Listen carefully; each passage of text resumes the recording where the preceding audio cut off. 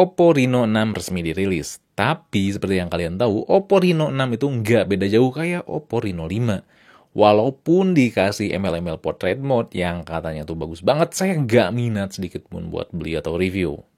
Saya mutusin aja buat review Oppo Reno 5 5G yang udah lumayan lama dipakai. Dan kebetulan juga harganya tuh sekarang udah turun. Di toko-toko online kalau kalian carinya dengan benar bisa dapat harga di kisaran 4,9 sampai 5,3 juta dengan kondisi baru. Dan dapat saya katakan si Oppo Reno 5 5G ini tuh worth it walaupun nanti ada Oppo Reno 6 5G diluncurkan oleh Oppo. Oke. Di sini Fadil langsung aja kita review.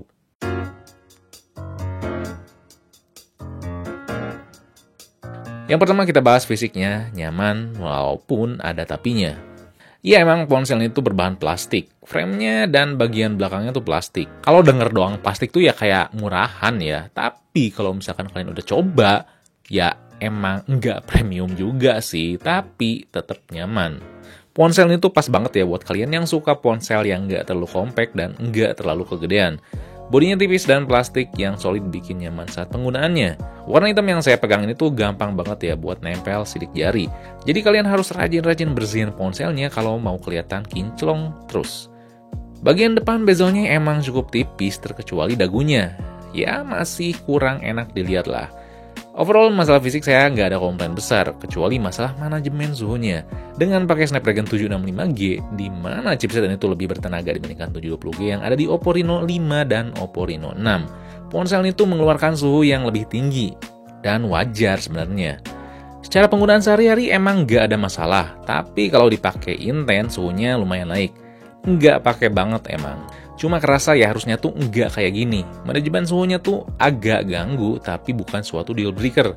Karena seharusnya bisa dihandle lewat update software mendatang. Seharusnya. Yang kedua tuh 90Hz yang nggak masalah. Di harganya ini emang ada ya ponsel dengan refresh rate lebih tinggi yaitu Poco F3 dengan 120Hz. Atau malah lebih murah juga ada si Redmi Note 10 Pro. Tapi jujur ya, saya tuh nggak kelihatan besar banget ya, nggak kerasa banget ya marginnya tuh di antara 90Hz dan 120Hz.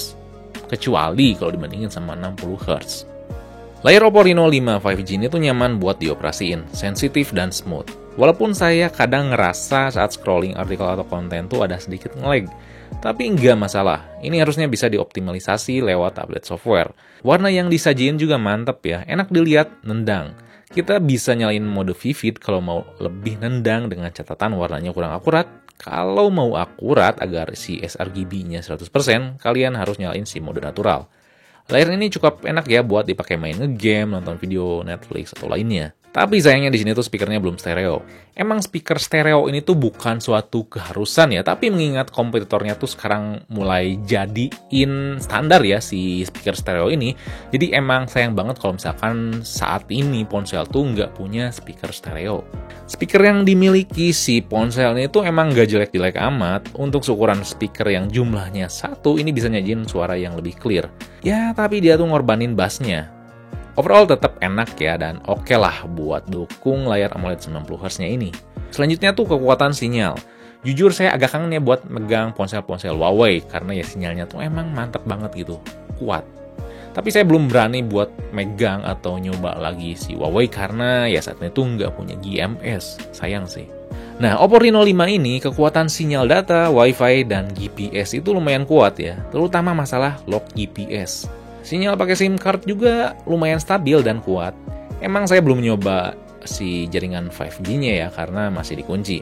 Katanya kalau misalkan kalian mau cepet-cepet dan nyoba 5G-nya ini tanpa nunggu update OTA, kalian bisa datang ke service center Oppo-nya langsung katanya. Kalian bisa coba ke sana.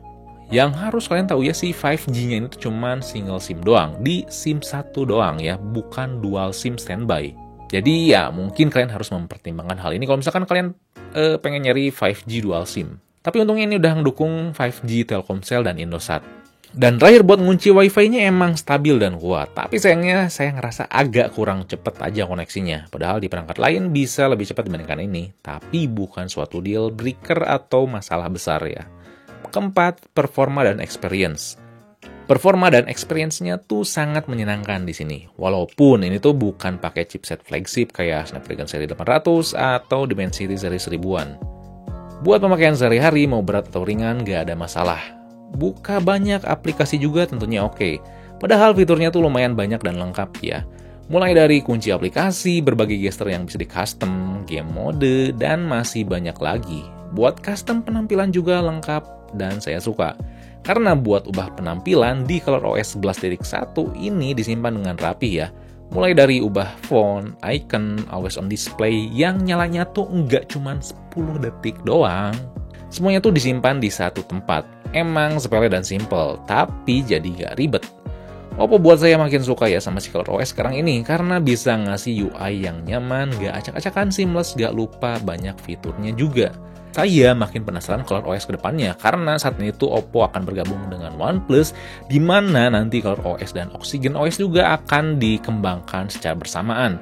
Entahkah nanti ada OS baru atau misalkan nanti ada perangkat Oppo yang pakai OxygenOS karena kalau di China itu tuh si OnePlus-nya udah pakai ColorOS. Kalau main game emang enak dan nyaman, tapi tentunya kalau kalian prefer ke performa atau game doang, mending beli Poco F3 atau X3 Pro aja. Atau mungkin juga nunggu X3 GT, F3 GT, atau malah Realme GT. Di ColorOS 11.1 build 24 ini udah ada fitur RAM expansion ya. Ngorbanin beberapa kapasitas internal buat jadiin RAM virtual. Mau on atau off, mau di Oppo Reno 5 5G atau di ponsel lainnya yang udah saya coba, saya nggak terlalu ngerasain sih manfaat dari RAM expansion ini. Walaupun saya buka banyak aplikasi, jadi ya saya nggak akan bahas lanjut mengenai si RAM tambahan ini. Experience-nya juga makin asik karena di sini tetap hadir jack 3,5 mm. Jadi kalian nggak usah khawatir harus pakai dongle ya. Tentunya juga nggak lupa di sini ada NFC. Komplain saya selain masalah suhu yang bahas di awal tadi adalah masalah daya tahan baterai. Emang nggak boros, saya dapat bilang oke aja. Dengan buka WhatsApp, Instagram, sekali nonton YouTube, nulis skrip, dan lainnya sampai malam bisa bertahan. Cuma ya nyisanya nggak banyak. Untungnya bisa di backup dengan charger yang punya kapasitas daya 65 watt. Urusan baterai dengan kapasitas 4000-an ya, saya masih suka di Vivo V21 5G sih. Walaupun 4000 pas, tapi dengan racikan software yang dipaduin dengan MediaTek Dimensity 800U, itu tuh nyaman banget ya baterainya. Nanti kalian bisa lirik ya si review Vivo V21 5G kalau udah nonton video ini. Lalu yang ganggu juga ada di bagian pengalaman pakai sensor sidik jarinya. Emang cepet, tapi 4 dari 10 percobaan ya gagal. Masih kurang akurat, walaupun ya cepet. Untungnya bisa ada alternatif ya face unlock yang oke. Dan yang terakhir yang saya harap bisa ditingkatin ya nggak cuma di ponsel ini doang tapi di Vivo, Samsung, dan sebagainya. Di harga ponsel 4-5 jutaan ini saya harap nggak cuman sekedar ada doang gitu sih feedback getarnya. Karena kebanyakan feedback getarnya tuh ya kasar dan kesannya tuh kayak murahan gitu. Ya menurut saya dengan feedback getar yang nyaman, yang halus dan bisa diatur ya customnya tuh enak, itu tuh buat si ponselnya kerasa lebih premium. Yang terakhir adalah kamera yang di luar ekspektasi.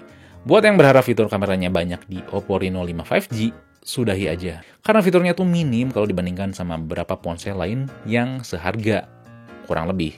Tapi saya suka, karena buat simpel pemakaiannya dan gak ada fitur atau efek yang gimmick ataupun lebay.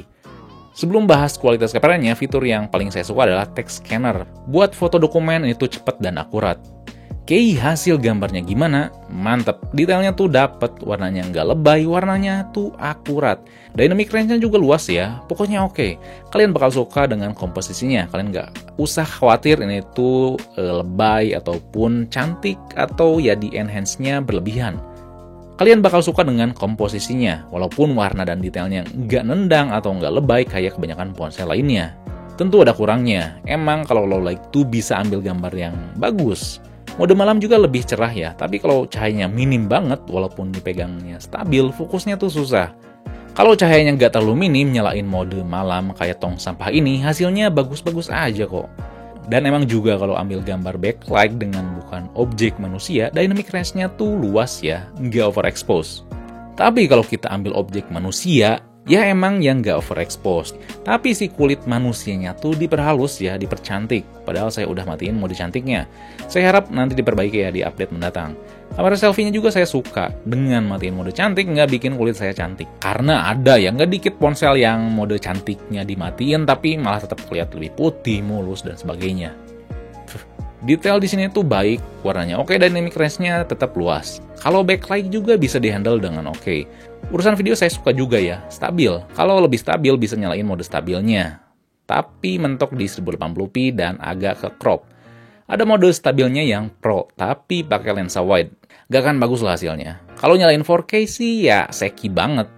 Saya anjurin kalau misalkan mau ambil gambar 4K, mending ya lagi diem aja atau pakai gimbal. Masalah lainnya, saya tetap suka ya detail, warna, fokusnya juga cepet, well done lah. Yang agak saya sayangin ya, kamera depannya tuh mentok di 1080p. Tapi ya, untungnya hasilnya tuh bagus, tetap enak dan cocok buat kalian yang suka vlogging dan nggak keberatan di resolusi 1080p. Kan kita ambil gambar backlight, di video backlight, emang masih overexpose ya. Kalau misalkan ngambil gambar sih nggak masalah ya kalau misalkan backlight. Tapi overall sih saya tetap suka walaupun 1080p ya si videonya, walaupun emang sayang banget nggak bisa 4K. Tapi kalau misalkan kita ambil pakai jalan buat vlogging sih cukup stabil, walaupun nggak pakai banget kayak si kamera belakangnya. Oke, overall saya tetap suka ya dynamic range-nya. Api warnanya juga nggak lebay. Oke, ini bakal kepake banget. Well done.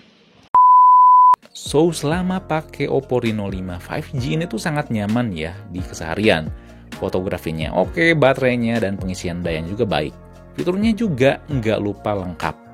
Ponsel itu cocok buat kalian yang punya produktivitas tinggi dengan mempertimbangkan hal tersebut. Kalau kalian khawatir ya Oppo Reno 6 5G bakal keluar, kalian tenang aja ya karena ponsel itu bakal tetap kerasa solid.